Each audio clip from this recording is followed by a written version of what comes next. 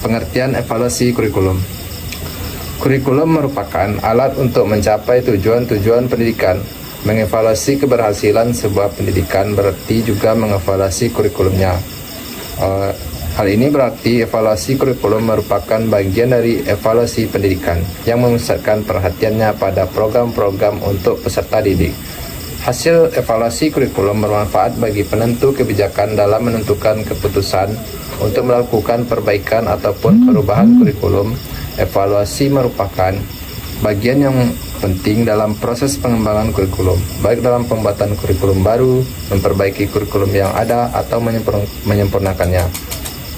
Evaluasi kurikulum merupakan suatu proses evaluasi terhadap kurikulum secara keseluruhan, baik yang bersifat makro atau ruang lingkup yang luas dalam kurung ideal kurikulum maupun lingkup mikro aktual kurikulum dalam bentuk pembelajaran.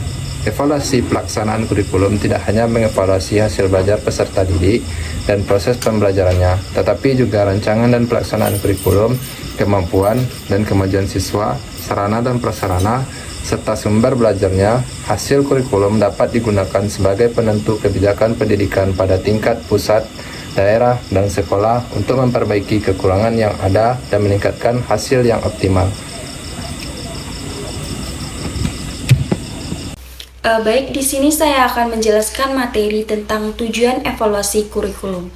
Yang pertama yaitu perbaikan program. Peranan evaluasi lebih bersifat konstruktif karena informasi hasil evaluasi dijadikan input bagi perbaikan yang diperlukan di dalam proses kurikulum yang sedang dikembangkan.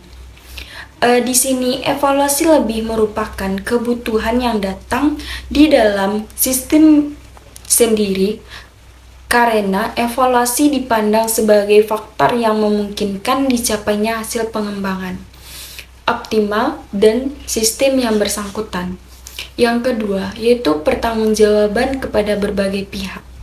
Perlu adanya semacam penanggung-jawaban dari pihak pengembangan kurikulum kepada berbagai pihak yang berkepentingan. Pihak-pihak yang dimaksud mencakup baik pihak yang sponsori kegiatan pengembangan kurikulum termasuk maupun pihak yang akan menjadi konsumen dari kurikulum. Yang ketiga, yaitu penentuan tindak lanjut hasil pengembangan. Ditinjau dari proses pengembangan kurikulum yang sudah berjalan, pertama dipandang tidak dapat diajukan pada akhir fase pengembangan. Dipandang yang lebih tepat untuk diajukan pada akhir fase pengembangan kurikulum. Untuk menghasilkan informasi yang diperlukan dalam menjawab pertanyaan, yang kedua diperlukannya evaluasi. Baik, hanya itu yang bisa saya sampaikan. Materi selanjutnya akan dibacakan oleh Lisna. Pada Lisna dipersilakan. Baiklah, saya akan melanjutkan materi yang ketiga, yaitu tentang model evaluasi kurikulum. Yang pertama ada measurement. Evaluasi pada dasarnya adalah pengukuran perilaku siswa untuk mengungkapkan perbedaan individual maupun kelompok.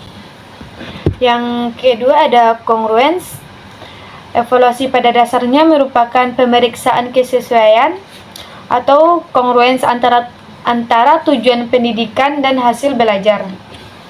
Yang ketiga ada illumination. Evaluasi pada dasarnya merupakan studi mengenai pelaksanaan program, pengaruh faktor lingkungan, kebaikan-kebaikan dan kelemahan-kelemahan program serta pengaruh program terhadap perkembangan hasil belajar. Yang keempat ada education system evaluation. Terbagi atas 3. Yang pertama membandingkan perform setiap dimensi program dengan kriteria internal.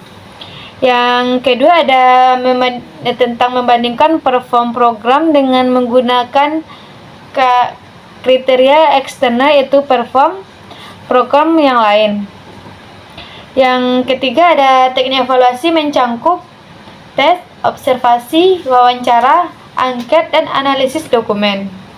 Yang kelima yaitu ada model CHIPS yang bertitik tolak pada pandangan bahwa keberhasilan program pendidikan dipengaruhi oleh beberapa faktor seperti karakteristik peserta didik dan lingkungan, tujuan program dan peralatan yang digunakan, prosedur dan mekanisme pelaksanaan program itu sendiri.